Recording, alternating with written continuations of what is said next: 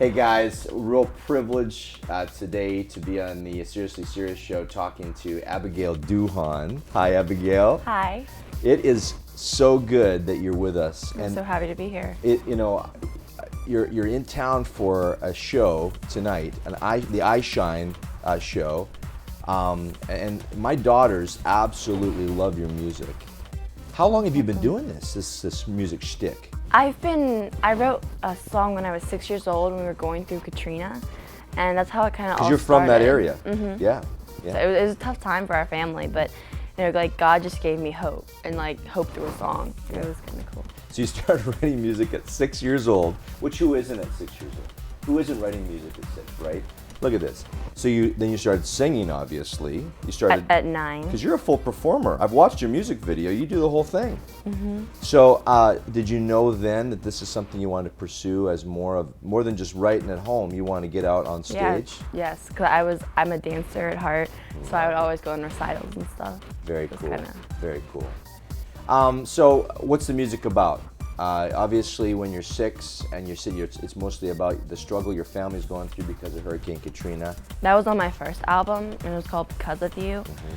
And this next album is called Right Now. Okay. And Right Now is actually one of my songs, and it's saying like right now, make a difference. Don't worry about your past or what you've done, because God doesn't judge you, and you need to like stand up for good.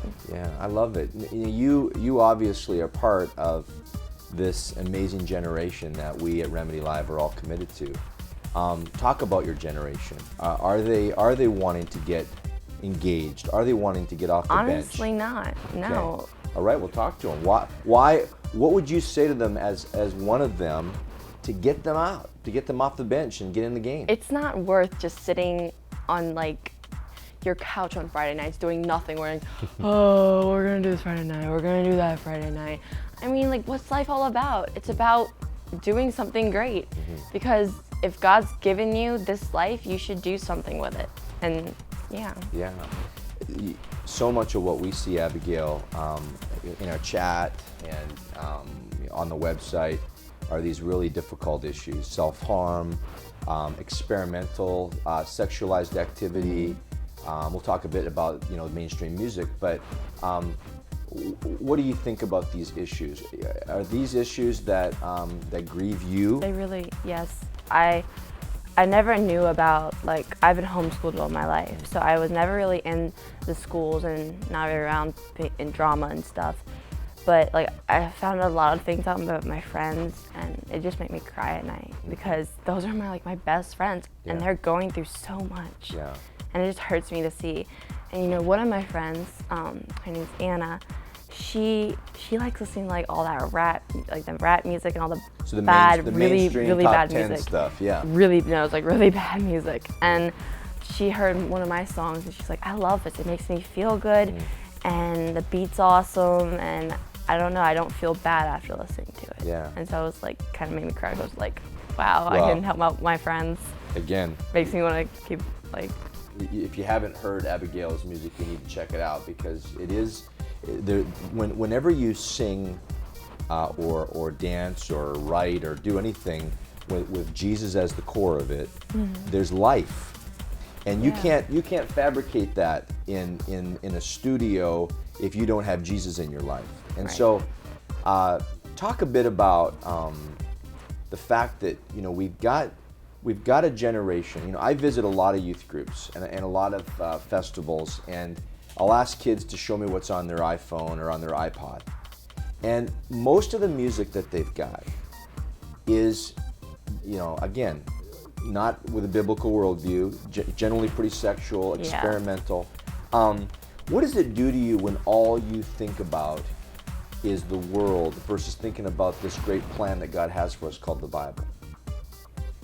The difference. Yeah, what does it do to you when you listen to this music from the top 10 list? What does that do to a teenage brain? Like, it feels like an empty hole in your heart that it's not gonna be filled, because you want to listen to this music to make you like just zone out of everything in the world, when really like that music's not gonna do anything to you or make it worse. Yeah. We are so saddened by students that don't realize they've got one life to live. you've obviously figured it out. You figured out that you've got a beginning, your birth, and you've got an end, your death, and you're trying to do as much as you can to impact people between now and then. What's the dream for your future? What do you want to do with your life? Whatever God's called me to do, and to reach out to all the kids my age and whatever age, anyone who's going through something, because I went through a tough time when I was 10 years old. I went through these awful and suicidal thoughts, and it was really tough for me, and I was so young. And you know, I just want people to know that God's listening, He's there, and once you've gone through things, it's gonna make you a better person, and it's not gonna stay there forever. Is that what you want? We have, watching right now, we have kids struggling with the same issue. We have one suicide chat an hour here at Remedy Live on our website. What would you say to a young woman, to a young man watching this right now, and they're still in the middle of that thought process of, should I take my life? You know, the best thing that I did, I went to my mom, and she gave me these scriptures that helped me conquer these thoughts, like about fear and about overcoming. And you know, I thought I was the only one going through it because I wasn't in school. But you know, God put people in my life, and it was kind of cool to see how He put people there that was going through the same thing. It did make me feel alone. But go to someone is probably my best advice, because I know that I did, and my mom really did help me through things, or like a counselor or someone at church. It seems like you have a good relationship with your parents. I love that. I've got a young family. Some of our viewers don't have a great relationship with mom or dad, but what I like you're saying is talk to someone. There's someone who wants to talk to you. There's a youth pastor, a guidance counselor, a teacher. There's always someone. Start with us here at Remedy. Talk to our soul medics. We want to love you where you're at through the text to chat, but then we want to encourage you to talk to someone in your community. Now, before we go, what's up the pipe here with your music? I've been checking you out with this new album that's coming out real soon. I've downloaded your free download on your website for La La La. Yeah. Love it. And my daughters love it.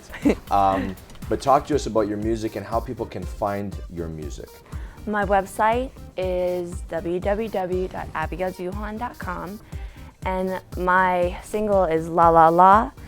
You know, and it's about, like, you can praise God with just simple words like La La La. Yeah. And it's just kind of how, like, music is. Even the rocks cry out, right? Yeah. That's right. Well, it's fantastic. Abigail, it's a privilege to be with you today. Oh, I'm so honored. I know you'll have a great show tonight, and we hope that for many years to come we're playing your music and celebrating that you are an ambassador for your generation. As we say at Remedy, live on purpose and not by accident. So thanks for being with us. All right, thank you.